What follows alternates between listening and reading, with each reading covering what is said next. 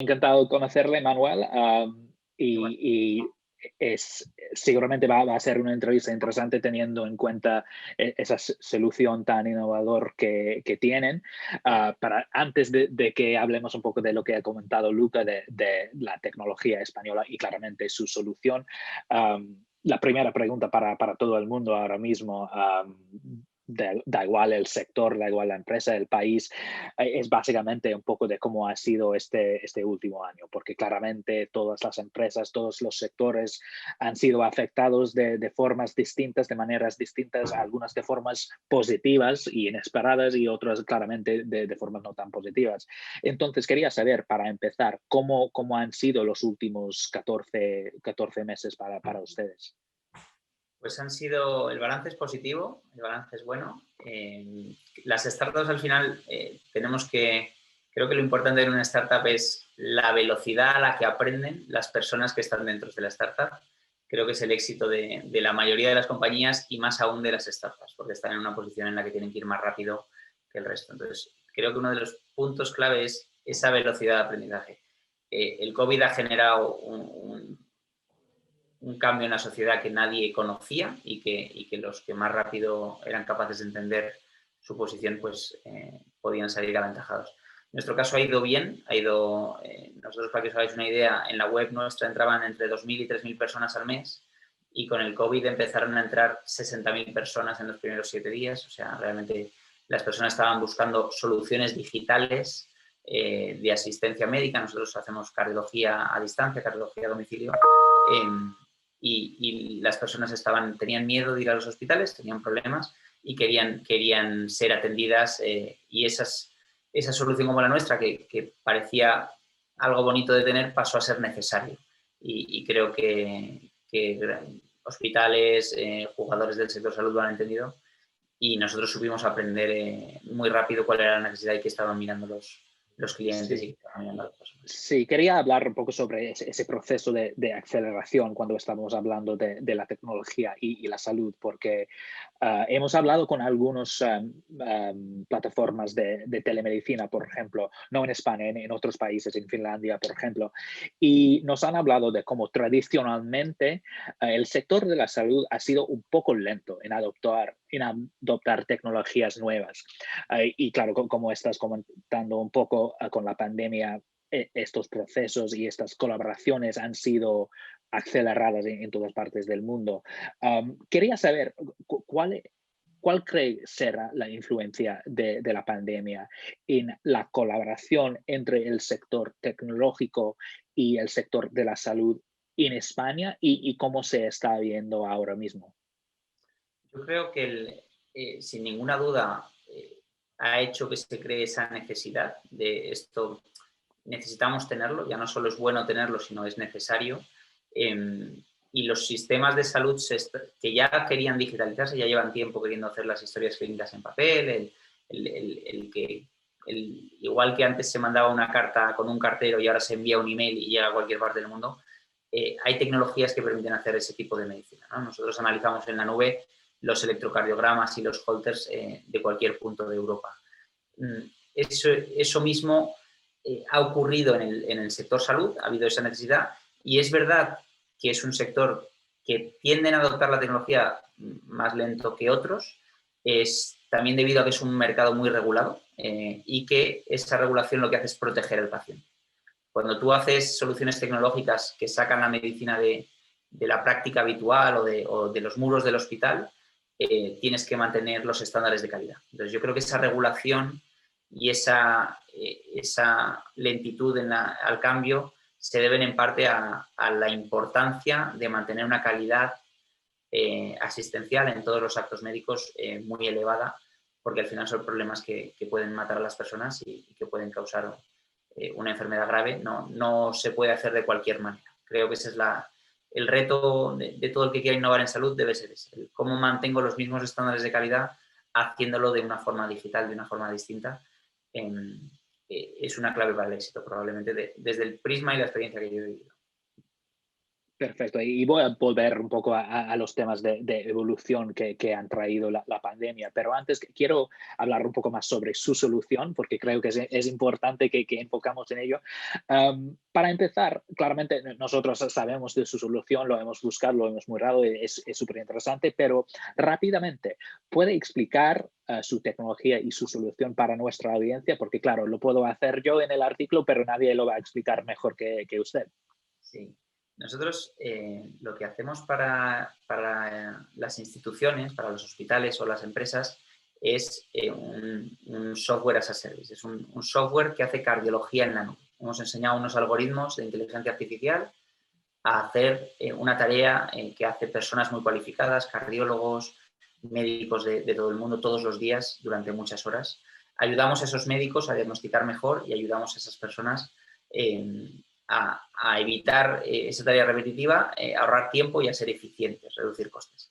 Y luego hay una propuesta muy potente para los usuarios finales, para los pacientes, deportistas, personas que quieren chequearse el corazón, en la que mandamos un dispositivo al domicilio, mandamos un dispositivo médico a casa de los pacientes, estamos mandando en España, en Francia, en Dublín, en Italia, dispositivos médicos y diagnosticando a esas personas, igual que se les diagnostica dentro de un hospital, pero en su casa, en su domicilio o corriendo en una montaña, si es donde practican deporte y quieren chequear que su corazón funciona bien cuando practican deporte, llegamos a esa montaña, monitorizamos su corazón y hacemos medicina allí donde estén los pacientes. Y hay una propuesta muy potente para prevenir problemas cardíacos, es la primera causa de muerte en el mundo y la que mayor coste supone para el sistema sanitario. Estamos hablando de un problema gravísimo en el que la tecnología y la digitalización puede ayudar a solucionar o a parcialmente solucionar ese problema.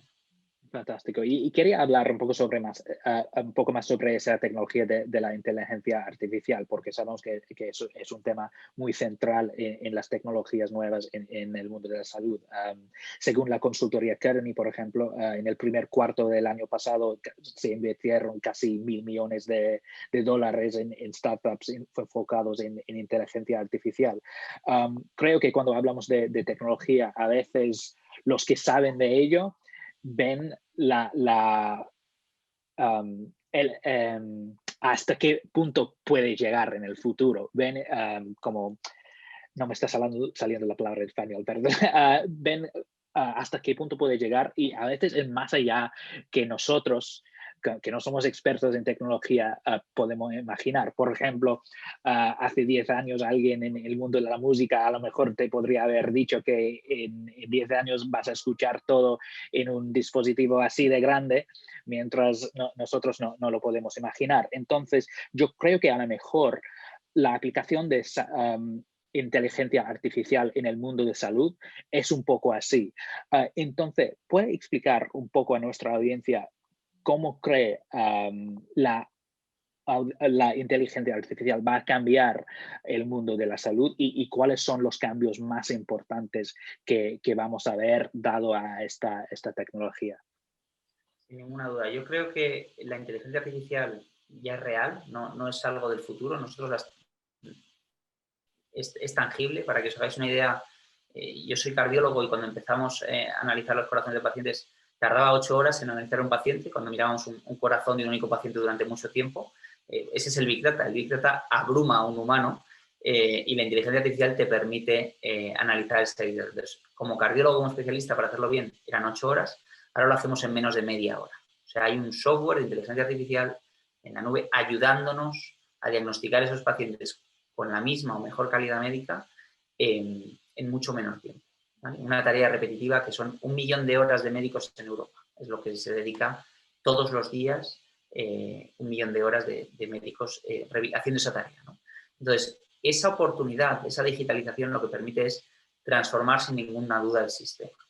Yo creo que, igual que has puesto el ejemplo de ese dispositivo de música o de esos aparatos, esos móviles, ese móvil actual es una plataforma con conectividad a muchos desarrolladores y a muchas apps, y tú tienes la app de correr, o la app de meditación, o la app de Maps que te lleva allí donde quieres estar. Pero no son, todas las apps que uno tiene en el móvil no son los mismos desarrolladores. Creo que en salud va a pasar lo mismo. Creo que en salud los hospitales van a ser ese móvil, ese dispositivo donde el software se integra con distintas soluciones que aporten valor a unos u otros pacientes, que aporten valor a unos u otros distintos médicos.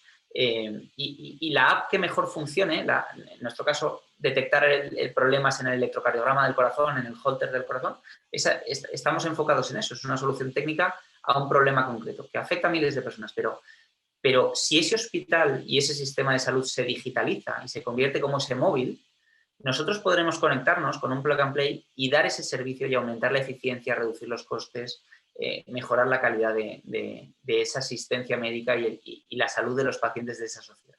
Creo que esa es la tendencia futura y lo que va a hacer tanto la digitalización como soluciones de inteligencia artificial en el sector salud, como puede ocurrir en otros sectores que desconozco, pero creo que en nuestro sector esa va a ser la tendencia. Fantástico, gracias Manuel. Y hablando un poco más sobre esta tecnología, entrevistados nuestros en el sector de la tecnología española han comentado que les gustaría ver mejor formación en áreas como la inteligencia artificial.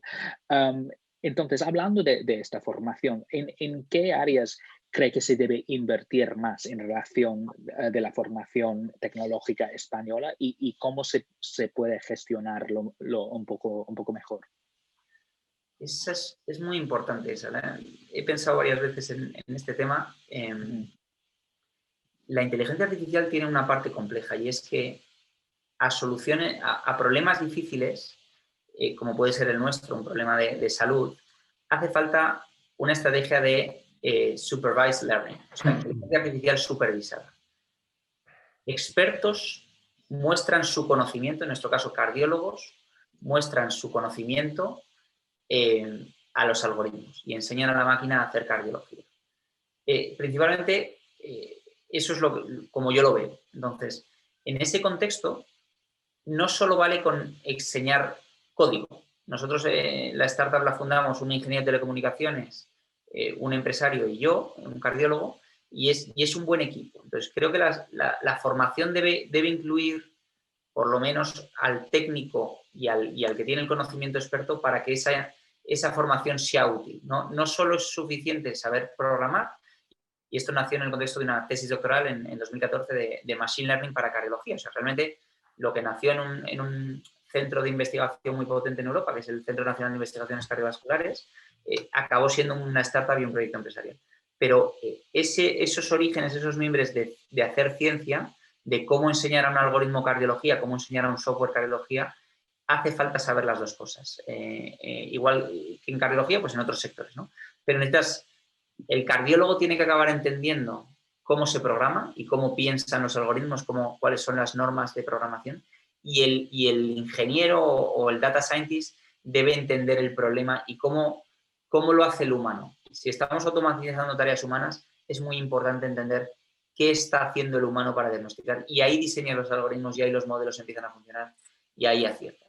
Creo que es muy importante esos equipos multidisciplinares que están tan de moda hoy en día, distintos enfoques, pero que sean reales. Y el problema de los equipos multidisciplinares en ciencia o en tecnología es que hablan idiomas tan distintos. Los médicos hablamos un lenguaje muy técnico con muchos sinónimos, y los ingenieros hablan otro lenguaje. Entonces, la dificultad es conseguir hablar el mismo idioma.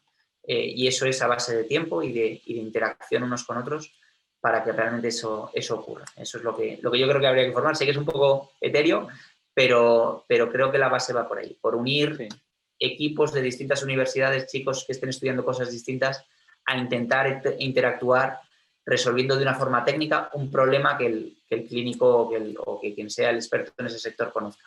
Los ingenieros son muy buenos en eso, en ofrecer una solución técnica a un problema. Y la inteligencia artificial es eso, ofrecer una solución técnica a un problema basado en algoritmos de aprendizaje profundo, de convolucionales, recurrentes o la estrategia que uno use. Pero son importantes los dos puntos para ver desde arriba el proyecto y luego ya te metes en el barro y empiezas a programar y acaba funcionando. Fantástico, gracias Manuel. Quiero volver un poco más a su trabajo y la formación de la empresa de Eindhoven, y sabemos que una de las grandes colaboraciones que tienes es con una de las grandes figuras del deporte española. Entonces, claro, nosotros sabemos que es una una causa muy personal para el señor Casillas. Entonces, quería saber cómo salió esa colaboración que tienes con Iker Casillas y con su fundación. Iker Casillas sufrió un infarto. Él es el jugador del Real Madrid que ganó la Copa del Mundo, el portero. En ese momento estaba entrenando en Oporto, en el Club de Fútbol de Porto. Sintió un dolor en el pecho, empezó a marearse y lo que estaba padeciendo es un infarto, siendo joven, siendo una persona joven y en activo en el fútbol profesional, ¿no? Te cambia tu vida. O sea, cuando te enfrentas a la enfermedad desde un punto de vista personal, tu prisma cambia. La mayoría de las personas les ocurre eso. Yo en el hospital, todos los pacientes, cuando enfrentan la enfermedad, sobre todo si es una enfermedad aguda, no cuentas con ello. Y más si eres una persona joven. No te gusta, a ninguna persona le gusta sentirse enferma, y más cuando esa enfermedad va a dejar... va a tener circunstancias y va a tener consecuencias a nivel cardíaco para ti, para tu vida. Tuvo que dejar de ser futbolista profesional y eso pues marca la vida de una persona, ¿no? En ese contexto conoció nuestro proyecto, nos conoció a nosotros, le gustó que fuera talento español, que fuera un equipo de emprendedores y una startup española desarrollando tecnología para resolver un problema como el suyo, ¿no? Entonces, vio muy claro, experimentó en primera persona las consecuencias que tiene esto que afecta a la enfermedad cardiovascular, afecta a más de 17 millones de personas al año, fallecen de causa cardiovascular, y él podía haber fallecido, tuvo la suerte de no fallecer porque se actuó muy rápido y se solucionó el trombo, la obstrucción que tenía en una arteria del corazón se solucionó muy rápido. Pero otras veces no pasa lo mismo, ¿no?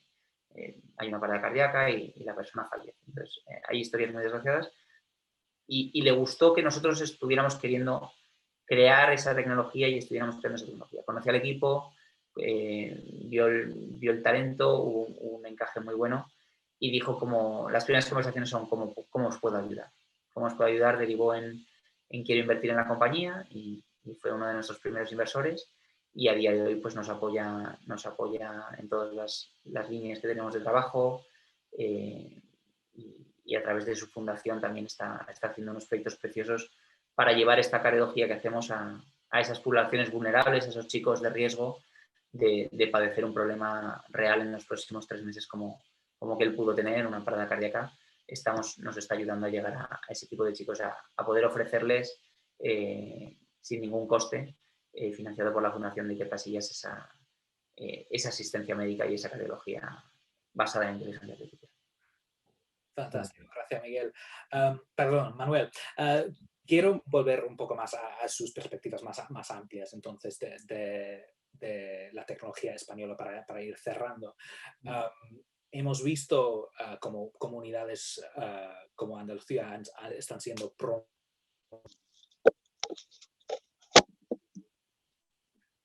Se te ha ido Te corta un poquito.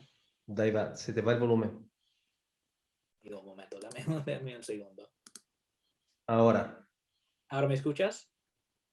Sí. Ok.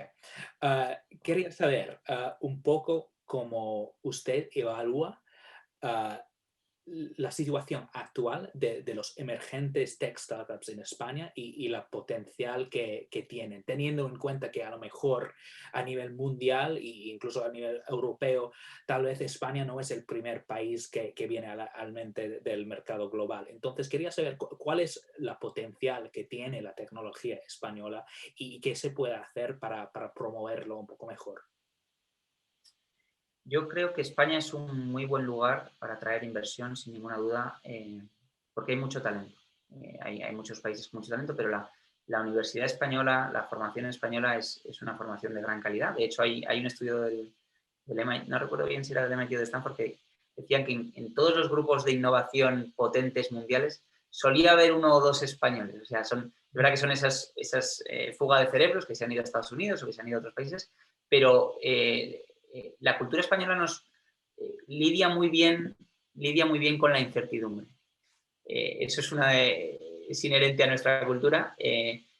Manejamos bien la incertidumbre. Y para hacer innovación disruptiva, oleadas de innovación que puedan perdurar durante años, hay que estar cómodo manejando la incertidumbre. Y luego hay que tener gran capacidad de trabajo, que creo que en España también somos personas de trabajo y no intentamos hacer, uno de los retos en innovación es hacer primero lo difícil, hacer la parte difícil al principio, porque la parte de escalar tiene su complejidad, pero la sabe hacer más gente.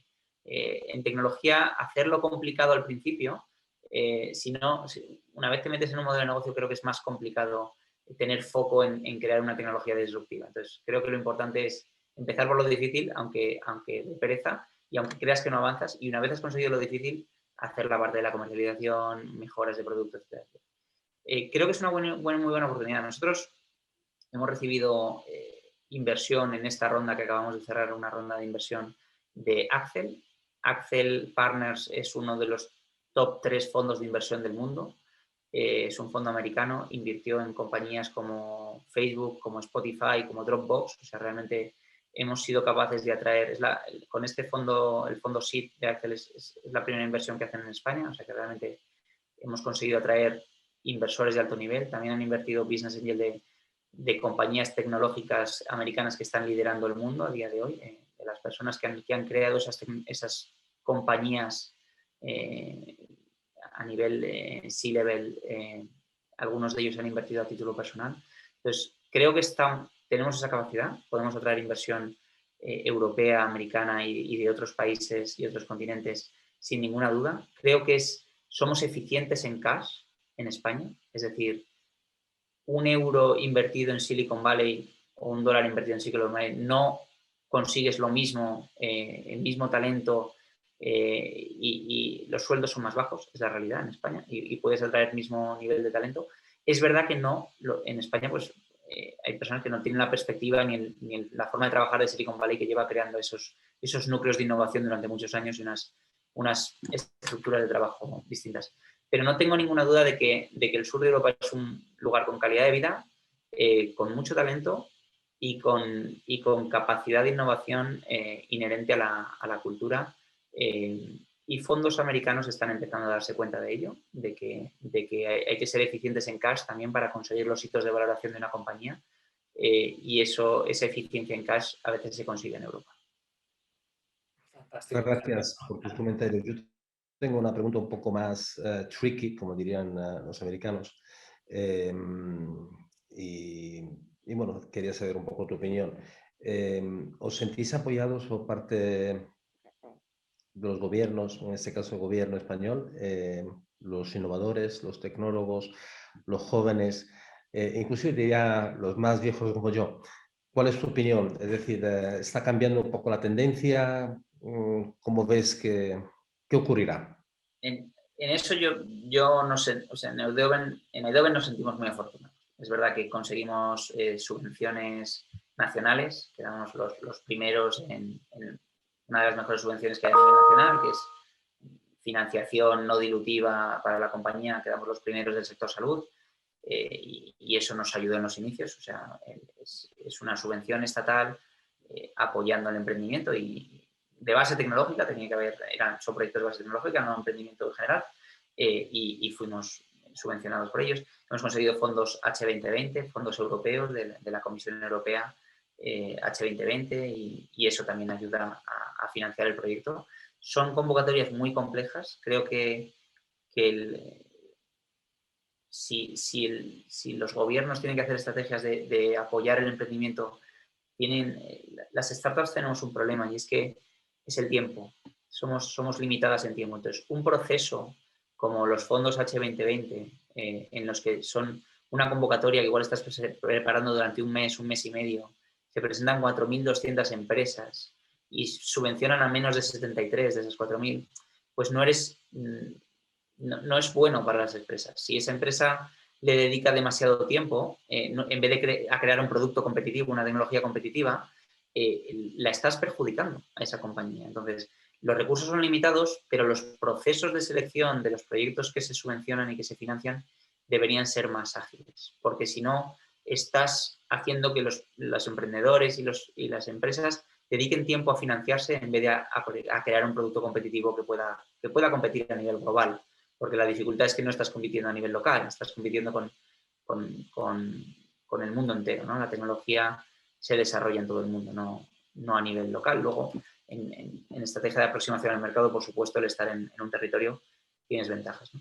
Pero esa sería mi respuesta. Creo que en el mundo empresarial, emprendimiento, los gobiernos tienen que darse cuenta de que la siguiente oleada es tecnológica y la inteligencia artificial va a jugar un papel tremendo, la digitalización sin ninguna duda de la sociedad en general, y tienen que darse cuenta de que si quieren que esos proyectos no sean de fuera, al menos en Europa, deberían financiar esos tipos de innovación europeos, si no, no van a ser capaces de ser competitivos. La tesis de inversión privada en Europa es mucho más conservadora que la tesis de inversión en Estados Unidos o en otros países. Y por eso las grandes compañías tecnológicas no son europeas, hay ejemplos que muestran que sí, y creo que hay que darse cuenta de eso y hay que reaccionar rápido a eso, porque si no va a pasar como con la revolución industrial, esta nueva revolución tecnológica nos puede dejar fuera, cambiar el status quo a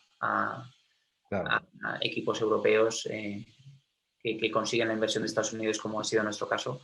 Hemos conseguido inversión europea también, pero inversión privada de Estados Unidos hacen inversiones más a largo plazo, ¿no? Pensando en las disrupciones a 10 años en vez de a un año.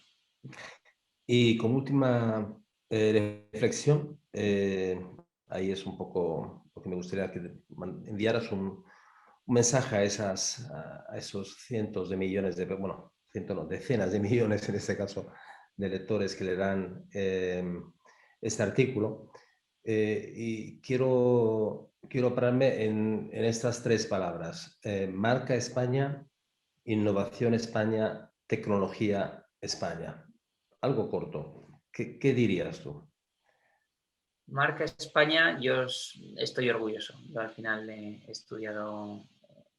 Yo me siento europeo y también español, o sea, creo que tengo esa particularidad de las dos cosas. Marca España, creo que como en un marco europeo, no solo en España seca, sino España dentro de un marco europeo, somos una potencia mundial. Y creo que hay que seguir adaptándose a las nuevas circunstancias de la civilización y potenciar esa marca España sin ninguna duda. La segunda pregunta, perdón. Innovación en España. Creo que hay talento español con grandes capacidades y creo que tenemos la capacidad de traer el talento de fuera en las partes en las que no somos tan fuertes. Y la innovación es inherente a la palabra talento. Hay que atraer a personas muy, muy, muy buenas con esa capacidad de innovar. Hay que crear esos equipos y hay que saber gestionar esos equipos que tengan la capacidad de innovar. Y creo que es el reto principal, independientemente del tamaño de la compañía. Y que no se vayan por salario más caros en otras partes del mundo. Correcto. Igual de cualificado, con gran capacidad de innovación, con gran capacidad de manejar la incertidumbre.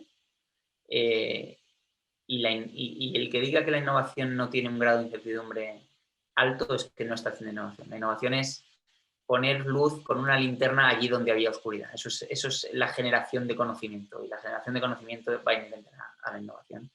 Y hace falta estar cómodo con la incertidumbre. Si no, no se innova. Es imposible. Es imposible porque no hay una situación de confort en la que trabajes bien, ni llega la creatividad. Cuando uno está incómodo, no es creativo, todo lo demás. Me falta una. Tecnología en España. Tecnología España. Creo que España tiene que invertir en infraestructura. Creo que España tiene que invertir en digitalización real, transformación digital de la sociedad, de los servicios de la sociedad, del sistema de salud. Creemos que digitalización, por ejemplo, por aterrizarlo en un hospital, es pasar de escribir la historia clínica de un paciente en un papel a escribirlo en un ordenador, y eso es el inicio de la digitalización. Eso es solo el comienzo. No creamos que hemos hecho el camino porque es un hospital sin papeles y la búsqueda de información. El hecho de tener una libreta cuesta encontrar la información. El que esté en digital, la búsqueda de información es mucho más sencilla.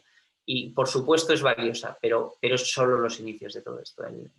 Hay que crear ese iPhone, ese hospital concebido como un iPhone, con un montón de aplicaciones que aportan valor a los cardiólogos, a los médicos, y a los pacientes, tanto en eficiencia como en capacidad diagnóstica, en capacidad de predicción, en todo lo que hacen esas apps tecnológicas como la nuestra.